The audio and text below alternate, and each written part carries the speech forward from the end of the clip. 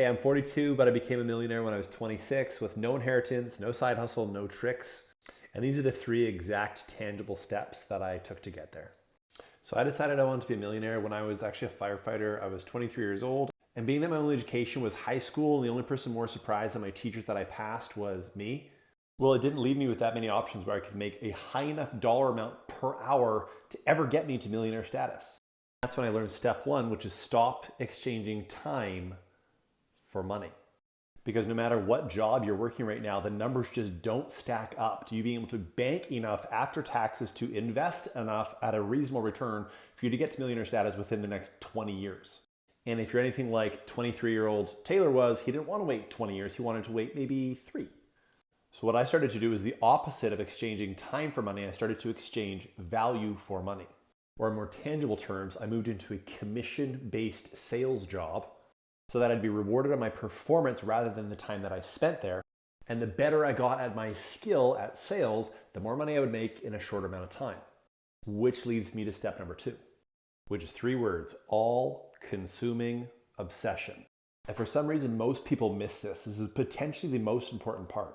Because there's this weird horseshit idea that at every point in your life, you're supposed to have a perfect work-life balance and spend time with family and friends and do your job and have time for it all. That shit's a fantasy. The sooner that you can accept that the mission that you're on, this journey, is the most important thing to you in your life, and that it's about way more than money, that it's about freedom, prosperity, about providing for your family, then the sooner you'll be able to put the work and effort and energy in that is needed to excel at this point in your life. And you can rest easy knowing you're doing your job of providing. Before I get into step number 3, I wouldn't recommend people getting into the type of sales that I was getting into when I was 23. When I got into sales, I started selling real estate because that's where you could make the most amount of money in the shortest amount of time. If I was starting again, I would get into what's called high ticket sales, where you're enrolling someone into a program within a 45 to 60 minute phone call. You're making about $1,000 per sale. And getting trained in high ticket sales takes like 30 to 60 days. You could be making as much as one of the reps that works for my company, by the way, I'm not hiring, but one of the reps that works for my company just made $50,000 a couple months ago in 1 month. And if you do want information on high ticket sales, I'll send you everything I can for free. There's a book I'd suggest that you get, a trainer that I know, a program that I think is good. I'll just send it all to you.